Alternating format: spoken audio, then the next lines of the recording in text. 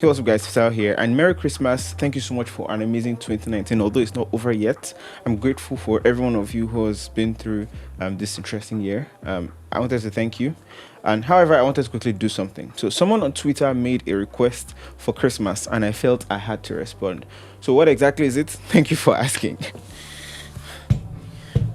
So this is a tweet from Everything Etsy. She said, somebody should please tell Fisayo to wish us Merry Christmas in a white turtleneck. So I saw that tweet and I thought it would be a nice thing to do for Christmas. And yeah. Alright, so hey guys, it's Fisayo here. And this is my third Q&A video in the Ask Fisayo series. Without further ado, let's quickly get to the video. So the first question is from Tunde, and Tunde asks, what is your favorite budget smartphone for 2019, say between 50 to 100k? If the budget is considered as between 50 to 100k, that's about $139 to $280. I stretch it out a bit to go to slightly above 100k, say 180k, and here are some devices I recommend. First one I recommend is the Oppo Reno 2. I've been using this as my daily driver for over a month now, and I've also so far I've been happy with it. I have a full review on that, and I'll leave a link to that in the description below.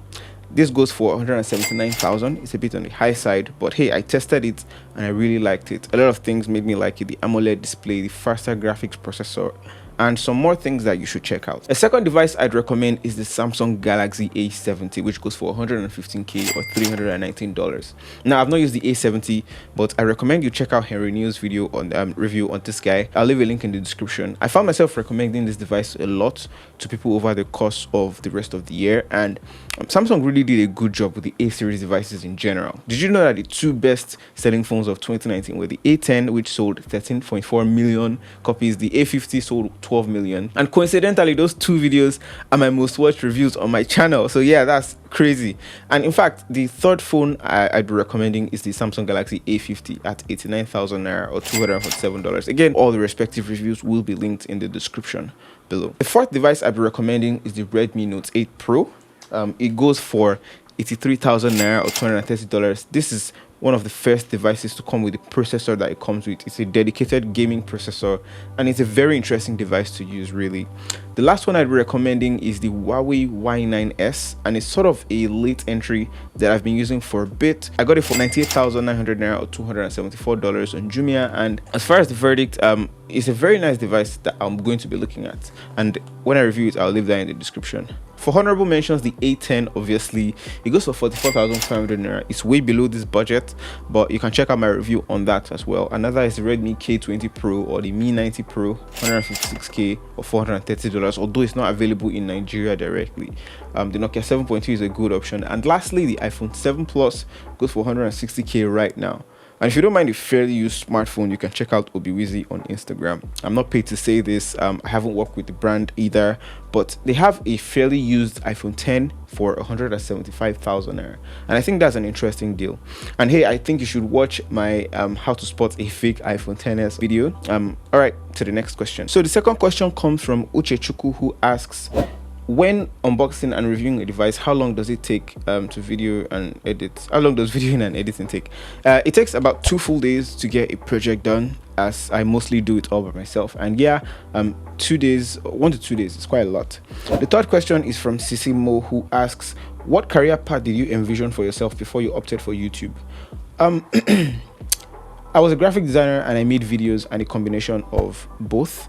It kind of drew me into this whole YouTube thing, you know, that combination. I think I gave an elaborate answer in my first Ask Fisayo video. I kind of got a similar question. He asked, if you weren't into tech at all, what would you have been doing? Well, funny story, I may or may not have wanted to be a banker, but I was kind of convinced by my employers at the time to be a graphic designer. It paid almost 3 times what I would have gotten as a banker for my start, and it was my passion, so yeah, I ditched the bank job. Should we be expecting a MK PhD and Fisayo or Mr. Who's the Boss and Fisayo collab next year? Fun fact, last year, for those who don't know, we did a collab with Mr. Who's the Boss, Eric, Misteki, and a couple of my other friends. Hey Fisayo. Hey, what's up Fisayo? This is Henry Neil. Hey Fisayo, what's up YouTube? It's Eric here. Hi Fisayo, Emmanuel from Geekception here. Hey Fisayo, Misteki here. I couldn't make much plans this year because I was moving houses like 3 times.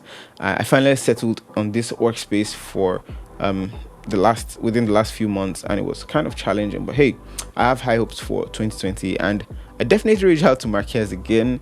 That would be an amazing video to watch, and Mr. Who's the Boss. But I really have to create quality content first and offer value to you guys, and to those I'll be looking forward to creating. It makes sense, just to create good content. So from Johannes, he asks, I know you've probably been asked this question so many times, but what is the most important thing to remember as an upcoming YouTuber in your opinion?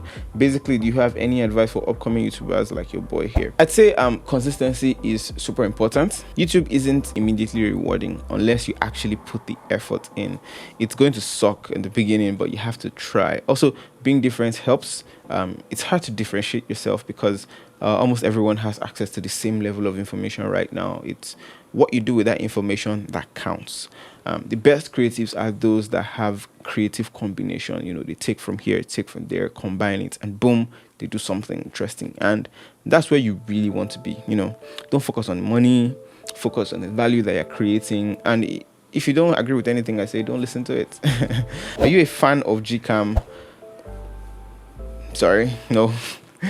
Okay, so this one, I think about 5 or 6 people asked me the same set of questions. How do I get phones to review? What do I do after I review them? What's my daily driver? How do I make money from YouTube? And how long does it take? So I'll start with how I get phones.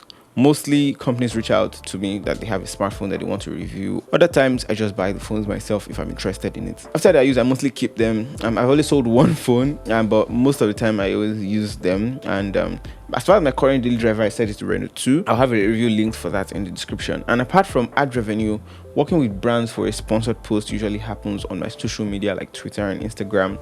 Sometimes I review their apps, their softwares, and share a few tips as well as working on certain campaigns. From UC Lambs, in your opinion, what are 5 things that every YouTuber needs, and when do you think 5G will become a norm in Nigeria? As far as the question of 5G, yes, 5G could be coming to Nigeria, but in 2 years tops. I made a video about the demo of 5G. We got to test 5G, and you can find that video linked in the description as well. As far as devices for YouTubers, I won't talk about devices, but 5 things in general that I recommend for starting out. A camera, obviously, or a smartphone. iPhones have great capable cameras now, so that will really cut it. You need a way to record sound. One thing that every YouTuber struggled with in the beginning was sound. I struggled with that as well a lot. And as far as sound quality, it will suck in the beginning, but over time it gets better. The more you learn about it, the more you find what works for you. Another thing you need is some form of natural light, or a light to feel what you already have. Watch a lot of YouTube tutorials for this. I'll link a channel below. Then a laptop to edit on, and if you have a phone, I recommend the Video Leap app. The app is very good. I've used it for major projects myself. Lastly, one thing that made a difference when I started out was the kind of mouse I was using. A simple mouse may get you results, but it's nothing compared to a mouse with buttons, multiple buttons, like the Logitech MX Master. And a simple advice I give you is to set your mouse speed to the fastest, but the fastest that you can tolerate.